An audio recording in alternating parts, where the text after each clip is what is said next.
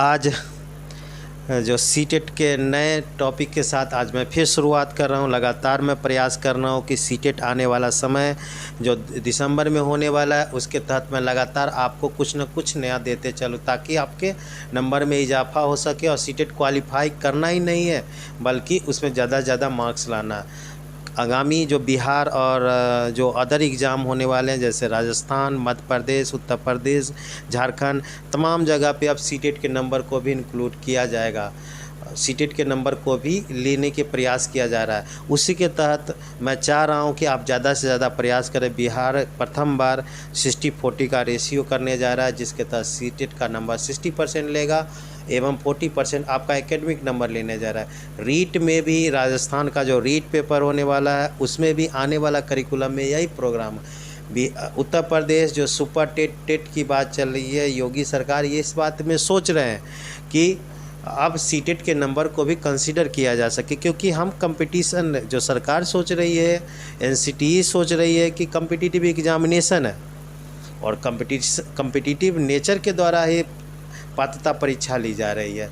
तो उसी के तहत आप ज़्यादा से ज़्यादा बेहतर नंबर लाने का प्रयास करिए ताकि आप सीटेट में अच्छा नंबर लाइएगा, आपको सफलता मिलेगी। और इसके तहत हम काम कर रहे हैं। एक आज का जो टॉपिक दिया हुआ है बाल केंद्रित शिक्षा, चाइल्ड ओरिएंटेड शिक्षा, एनसीएफ 2005 जो एनसीएफ 2005, 2022 एवं एनईपी नेशनल एजुकेशन पॉलिसी 2020 सबों में यह चर्चा किया गया है। सबों में यह चर्चा किया गया है कि बच्चों पे आधारित शिक्षा होनी चाहिए, प्रोग्रेसिव टीचिंग होनी चाहिए, प्रैग्मेटिव टीचिंग में प्रगतिशील शिक्षा होनी चाहिए और बच्चों पे आधारित शिक्षा होनी चाहिए। उसी के तहत आज मैं चाइल्ड ओरिएंटेड एजुकेशन के ऊपर चर्चा कर रहा हूँ। आपको करना चाहिए चाइल्ड ओरिएंटेड एजुकेशन के ऊपर मैं चर्चा कर इससे पहले ज़रूरी है कि आप व्यावहारिक जीवन में कुछ बातों को आप ध्यान रखिए। नकारात्मक कोई सकारात्मक में लाने की ज़रूरत है। आप घर परिवार में आपके बहुत सारे बच्चे होंगे, तो 5 बातों में आप सोचिए कि आप कौन से बात करते हैं। अगर करते हैं तो आप नहीं करिए वो उस काम को, क्योंकि वो आपके बच्चों के जीवन में सही नहीं है। तो 5 बातों को ध्यान से आप लोग सोचिएगा। 5 बातों में आप ध्यान से सोचिए। अगर बच्चे को बार बार आप पीटते हैं, ध्यान रखिएगा, या व्यवहारिक जीवन है या आपके करिकुलम आपके सीटेट से नहीं जुड़ा हुआ या व्यवहारिक जीवन है, इससे आप ध्यान में रखिएगा। अगर आप बच्चों को बार बार पीटते हैं, आपका बच्चा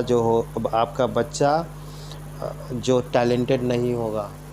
बार बार बच्चे को पीटते हैं, आपका बच्चा टैलेंटेड नहीं होगा और वो डरपोक होगा। पहली बात ध्यान रखिएगा, बच्चों को बार बार नहीं पीटना चाहिए।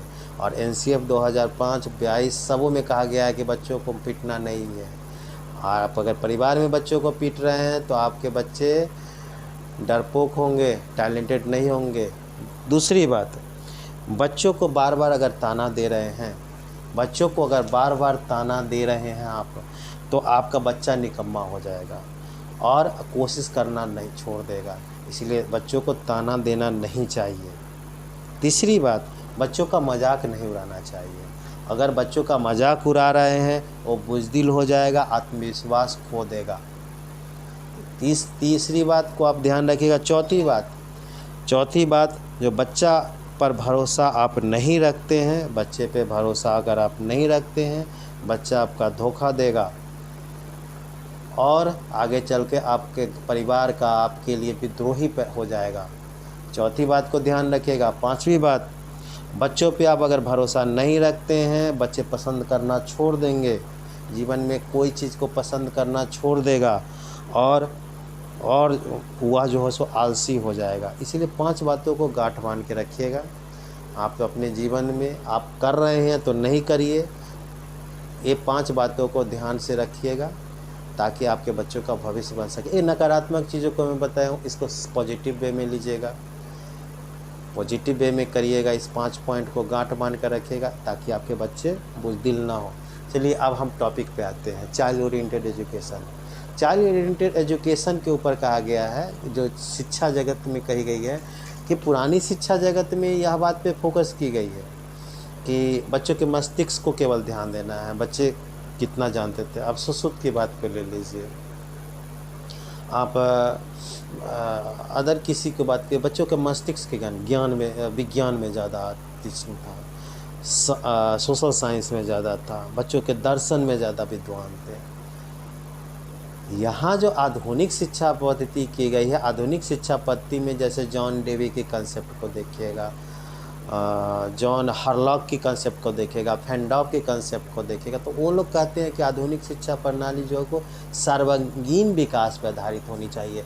इसीलिए ध्यान रखिएगा कि हमारा जो शिक्षा पद्धति है वो कहा गया है बच्चों का सर्वांगीण विकास होना चाहिए, बच्चों का सर्वांगीण विकास होना चाहिए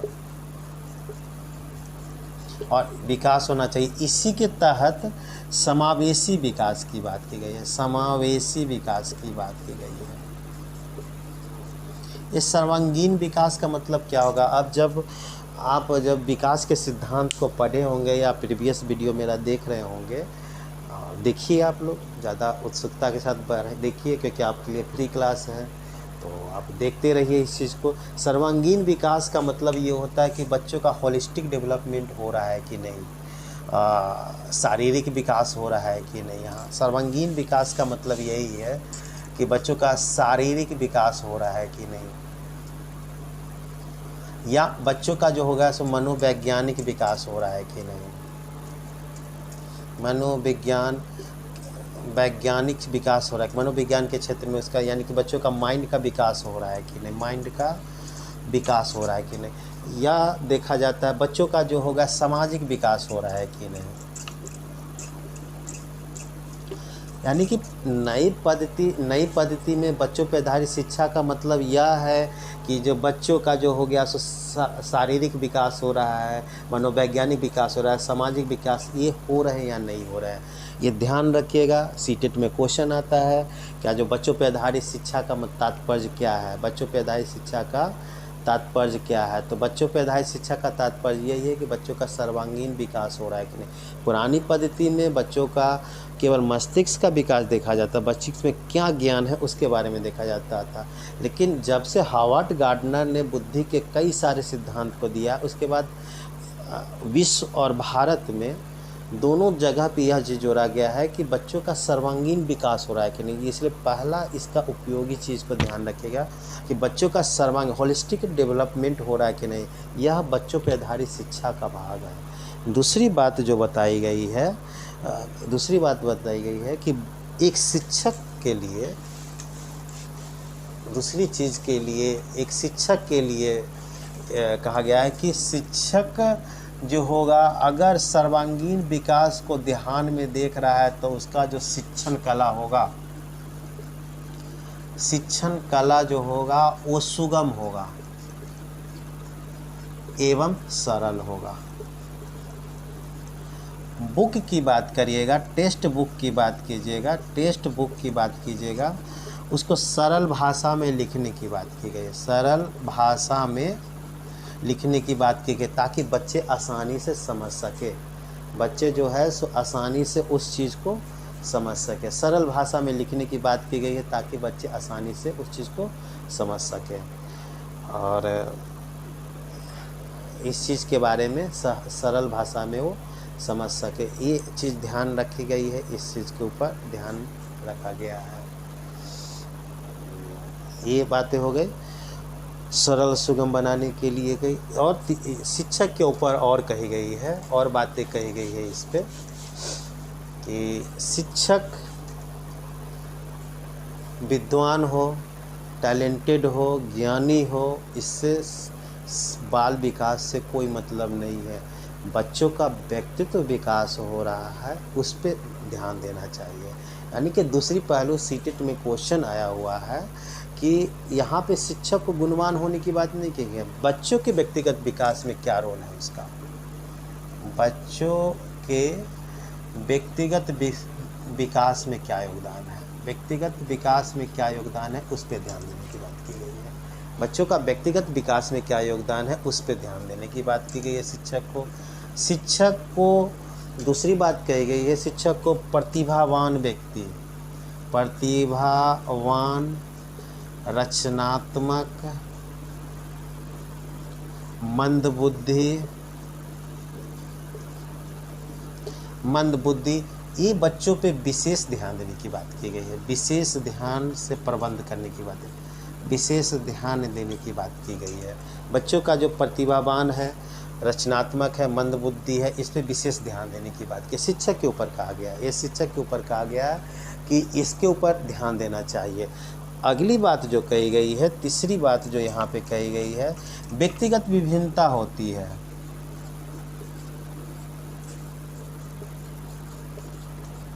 विभिन्नता होती है,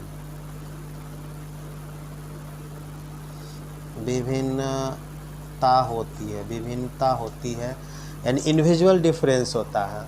तो इंडिविजुअल डिफरेंस होता है, यानी प्रत्येक का टैलेंट दूसरे के टैलेंट से अलग होता है। तो यहाँ क्वेश्चन सीटेट में बार बार पूछे जाते हैं कि शिक्षक को क्या करना चाहिए, क्या प्रत्येक व्यक्ति पे विशेष ध्यान देना चाहिए, उसके लिए अलग।